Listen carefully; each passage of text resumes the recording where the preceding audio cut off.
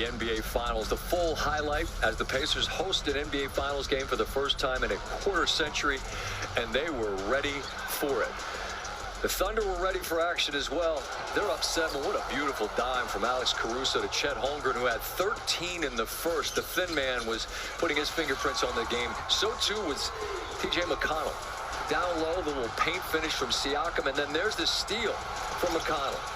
Clean look from Siakam from 3, no, but McConnell gets the rebound and in one motion flips it to Benedict Mathurin, and the Pacers are down just 4. McConnell again, going baseline. What a find. Aaron Nesmith on the cut, and then give me that. It's a steal, and he throws it off Cason Wallace. McConnell. There's a meme of him screaming, "I'm a dog," I believe, and he was that tonight. There's a find in the corner, and guess who? It's Mathurin. All 3 of these. McConnell had a plus 13 in the first half, tied for the most of anybody on Indiana. Halfway through the second quarter, a 5-point lead. There's that Haliburton floater. Watched him in pregame. He practices it over and over and over. It's a 7-point lead, but in the blink of an eye, the Thunder erase it. There's the MVP with the scoop, and it's a tie game.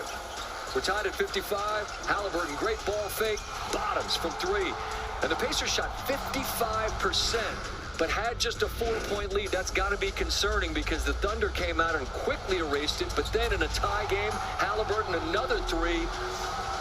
And he's roaring, and this building is cheering him on as well. But this spurt at the end of the quarter, it's like stealing around in boxing, right? There's the great find for Holmgren. He gets the and 1, and then a Jalen Williams 3. Williams was sensational with 26, and it's a 5-point lead going into the fourth quarter. But neither team could ever run away from the other. 1-point lead for the Thunder, 2-point lead for the Pacers. Mathurin another 3 of his 27. Then there's Haliburton. That step back, and I said off the fingertips, he knew it. He was already working his way back. Down court, 22 for him, 11 assists, 9 boards. Dad and Reggie cheering him on. 5-point game. Off the miss, there's Obi Toppin there with the big bounce. Elbows up over the rim. And the Pacer lead is 7. Thunder hanging around. If they could get a 3, make it a 1-possession game, you never know, but they could not. Off the Shea miss. The outlet to Siakam. He's got the height advantage on SGA. He puts that one down, 21-6 for him. And the Pacers get the dub by 9. Kendrick Perkins, Tim Legler alongside. And Legs, I'm going to have a little runway with you a little later, so I'm going to give Perk the first shot at this. And a million ways to go here. I know you love the energy of McConnell. If you want to start there, that's fine. What struck you about the manner in which the home team won this game? Well, one, the bench came in that first half. I thought they the ones that set the tone for the Pacers and got them back into the game. You talk about T.J. McConnell, but I thought Obi Toppin was huge. I thought those guys who came in with their physicality, because the first unit didn't have it, right?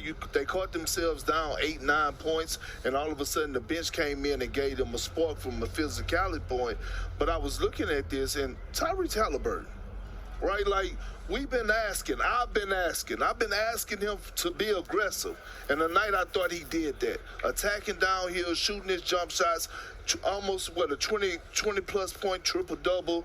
That's the Tyrese Haliburton we want to see.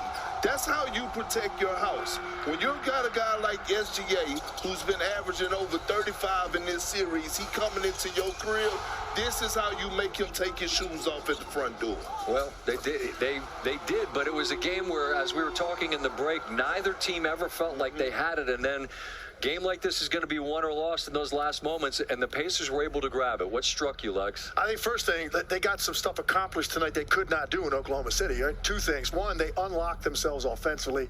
The pace, we talk about it all the time. What does that mean? It means playing early into the clock. They did that the entire first half. So the tone was set that now their offense had flow to it. And this is the offense that we recognized all season. It's the flow we recognized through most of the playoffs. We didn't see it those first 2 games in OKC as they were adjusting to the Thunder. So that, to me, was the first thing. The second thing was they did a much better job at the point of attack with Shai Gilgeous-Alexander. They were much smarter about where their body positioning was. They blitzed him more. They made him give it up. He played in more traffic tonight and navigated smarter defensive schemes for the first time. It wasn't easy. He had to work tonight for everything he got. I thought he looked like he was really playing in a scrimmage in those two games at OKC. So those are the two things the Pacers were able to do tonight they could not do in games 1 and 2. Outrageous difference off the bench. You mentioned it, Perk. 49-18, and Benedict Mathurin, who goes for 27, and just so couldn't be more impressed with a young man who has demonstrated that he can do this on a nightly basis, but had a stretch there. What do you have, 15 points over like 5 playoff games? You could get out of sour and lose your composure. He didn't do that at all, and he was big tonight.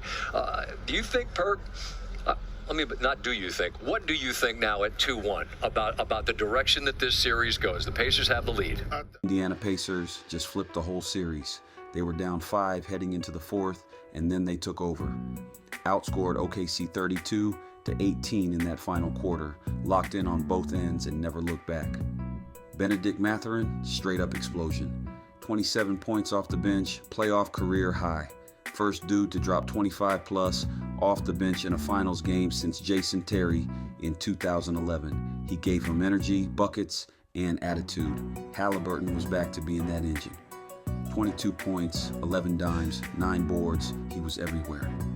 Controlling pace, making the right reads, and showing that he's built for these moments. Pascal Siakam stayed steady with 21, and TJ McConnell gave him that wild card impact. 10 points, 5 assists, 5 steals. Defense turned the corner late, and OKC couldn't handle the pressure. Thunder looked shook in the fourth. 6 of 17 from the field, missed all their threes, and gave the ball away too many times. That's how you lose a finals game. Now it's 2-1 Indiana. Game 4 is coming fast, and the Pacers got the momentum. If OKC doesn't respond, this thing could be over quick.